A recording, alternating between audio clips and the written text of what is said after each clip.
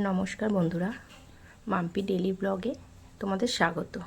আশা করছি তোমরা ভালো আছো, আমিও ভালো আছি। তো সকালবেলা উঠে দেখো ঝাড়পোছ করে নিলাম, আর ঘর বারান্দা রান্নাঘরটা সুন্দরভাবে মোছামুছি করে নিলাম। পরিষ্কার তো রাখতে হবে।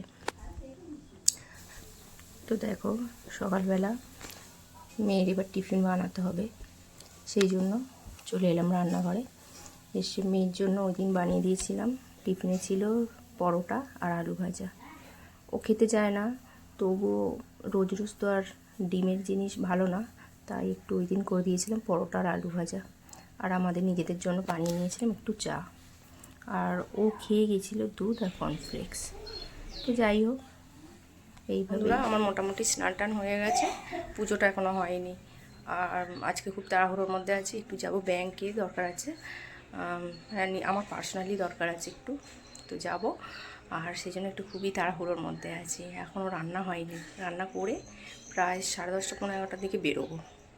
তো তোমরা ব্লগটা দেখতে থাকো। দেখো ঠাকুরের বাসনগুলো মেজে পুজোটা দিয়ে দিয়েছিলাম। দেখো ভাতটা বসিয়ে দিয়েছি, আর হচ্ছে কি এখানে কী কী সবজি বা মাছ এনেছে সেটাই তোমাদের সাথে শেয়ার। ওই দিন চলো দেখি বাজার করে এনেছিল। এখানে ছিল দেখো পুঁটি মাছ, আর ছিল রুই মাছ, রুই মাছের মাথা। আর সবজির মধ্যেও নানান রকম সবজি ছিল, সেটাই তোমাদের দেখিয়ে দিলাম। তো যেহেতু তাড়াহুড়োর মধ্যে ছিলাম, আবার এত বাজার করে নিচ্ছি, তো কিছুই করিনি। সেইগুলোই রান্নার জোগাড় আছে, তো আমি সেইভাবে রান্না আজকে করতে পারবো না। যেটুকু পারি সেটুকু তোমাদের সাথে শেয়ার করবো, ঠিক আছে? চল দেখতে থাকো। একটুখানি পুঁই শাক করে নিয়েছিলাম, আর দেখো ওখানে মাছ ছিল, ট্যাংরা মাছটা করে নিয়েছিলাম। যেহেতু আগের ওই মাছগুলো করিনি, ওই মাছগুলো ফ্রিজে রেখেছিলাম, আর আগের দিন ট্যাংরা মাছ ছিল, সেটাই করে নিয়েছিলাম। তো রান্নাবান্নাটাই তোমাদের সাথে শেয়ার করলাম। আর দেখো আবার নিয়ে এসেছিলো ভেটকি মাছ।